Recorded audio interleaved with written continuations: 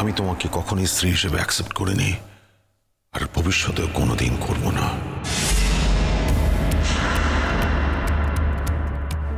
আমি ভাবতেই পারি না আমার সঙ্গে অন্য কোনো মেয়ের বিয়ে হবে।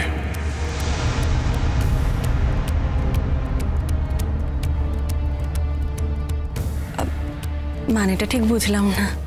সব কথা তোমায় বুঝতে হবে তার কি মানে আছে? আর সব কথা বোঝানোর দায়ও আমার নেই। তা নেই, কিন্তু এই যে বললেন না অন্য কাউকে বিয়ে করতে পারবেন না, আপনি কি আগে থেকে কিছু ঠিক করে রেখেছেন কাকে বিয়ে করবেন বা কিছু?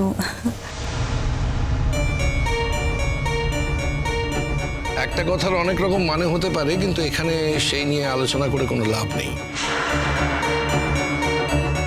নূতন খানিকক্ষণ আগে ঠাকুর মশাই ফোন করেছিলেন, ওই বউ ভাত উপলক্ষে তত্ত্ব নিয়ে আসছেন।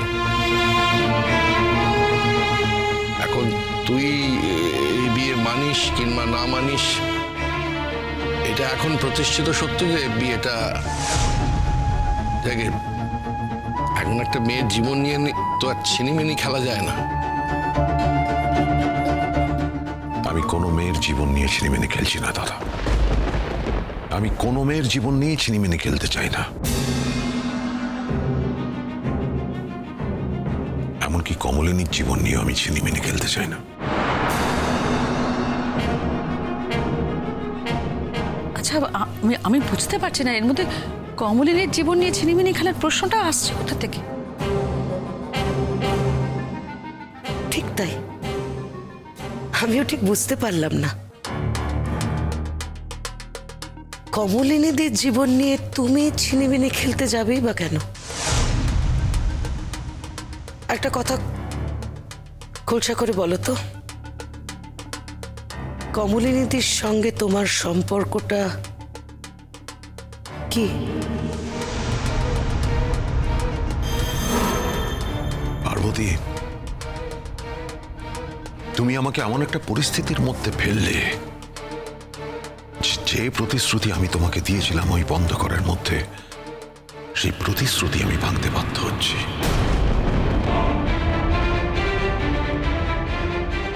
সর্বসমক্ষে আমি বলছি আমি তোমাকে বিয়ে করিনি। আর সর্বসমক্ষে আমি আরো একটা কথা বলতে চাই, যে কথাটা আমরা কোনোদিন সর্বসমক্ষে বলিনি। খুব অল্প দিন হলো নিজেরা নিজেদের মনের কথা পরস্পরকে জানিয়েছি।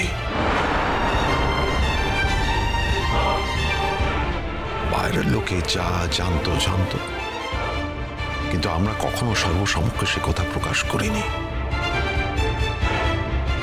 আজ আমি সকলের সামনে সকলকে সাক্ষী রেখে, এমনকি তোমাকেও সাক্ষী রেখে সেই কথাটা বলছি।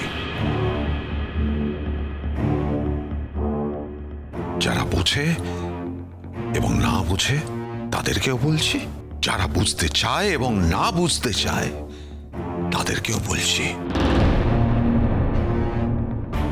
নতুন নতুন এখন আর কোনো কথা বলার দরকার নেই রে, কোনো কথা বলিস না। হ্যাঁ, যা ঘটে গেছে সেই নিয়ে একটু সুখে থাকার চেষ্টা কর না রে বাবা।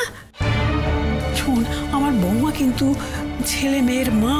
হ্যাঁ, তার স্বামীর সঙ্গে বিচ্ছেদ হয়ে গেলেও সে তো বিবাহিত। আমাদের একটা মান মর্যাদা আছে রে নতুন। ভয় পাচ্ছ কেন মাসি?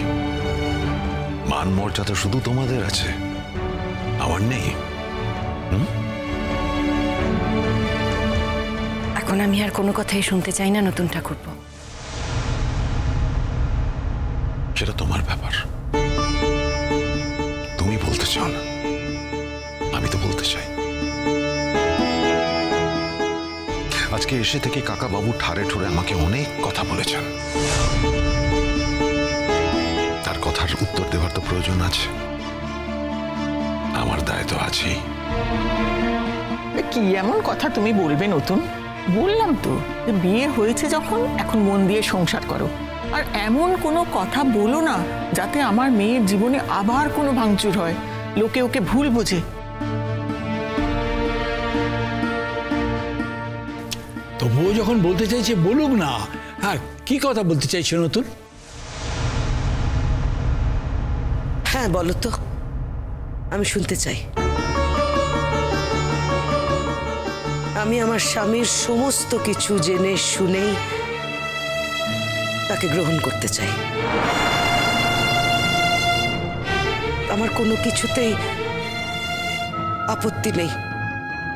বলো। নতুন ঠাকুরপো, প্লিজ আমাকে তুমি নতুন করে এম্বারেস করো না। আমাকে এবার একটু শান্তি দাও, এবার একটু রেহাই দাও তো আমাকে। তুমি কেন এর মধ্যে নিজেকে জড়াচ্ছ? আমি তো শুধু আমার কথা বলছি, তোমার কথা বলছি না। একটু আগে পার্বতী আমাকে প্রশ্ন করেছে তোমার সঙ্গে আমার কি সম্পর্ক। আমি একটু আগে বলেছি যে আমি অন্য কাউকে, অন্য কোনো মেয়েকে বিয়ে করব, সেটা আমি ভাবতেই পারি না। হয়তো অনেকেরই এই উত্তরটা জানা আছে।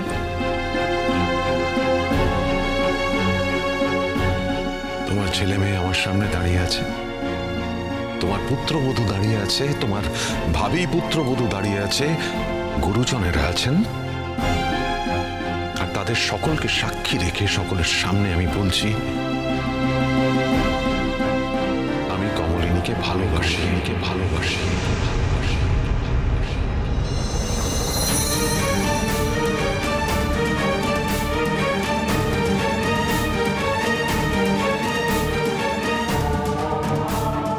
সে আমার জীবনে এমন একজন মানুষ যাকে ছাড়া আমার জীবনের একটা মুহূর্ত চলে না। কিন্তু কমলিনী যদি রাজি থাকতো তাহলে সে শুধুমাত্র আমার বন্ধু নয়, শুধুমাত্র আমার চিরসখা নয়, তাকে আমি স্ত্রীর মর্যাদা দিতাম।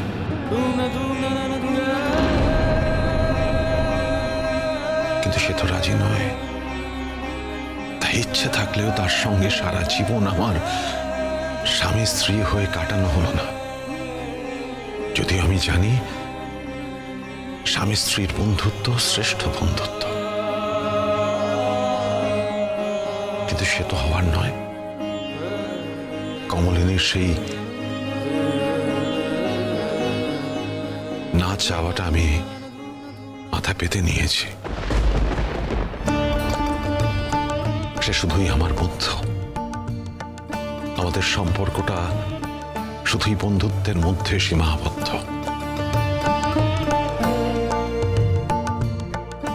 কিন্তু আপনারা সকলেই জানেন এই বন্ধুত্বটা নিছক বন্ধুত্ব নয়। আর বাকি যা বোঝার আপনারা বুঝে নিন।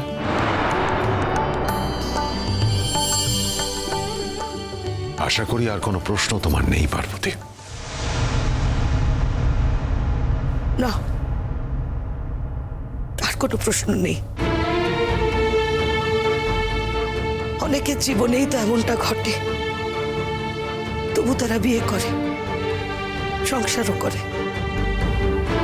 আর একটা সময় আসে জীবনে যখন এই সমস্ত পুরনো স্মৃতি ফিকে হয়ে যায়। তাই আমিও তোমার এই সবটা জেনে তোমাকে গ্রহণ করব।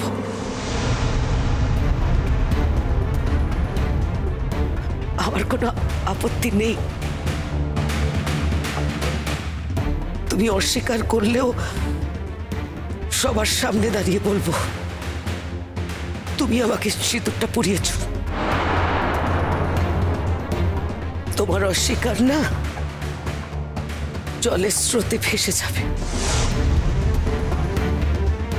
তাই এসব কথা বলে আর জটিলতা বাড়িও না। তোমার কাছে আমি ক্ষমা চাইছি পার্বতী। তোমার স্বামী যা বলেছে সেই কথার দায় আমার নয়। আমি এরকম কোনো কথা ভাবিও নি, বলিও নি। দাঁড়াও। চিরসখা হে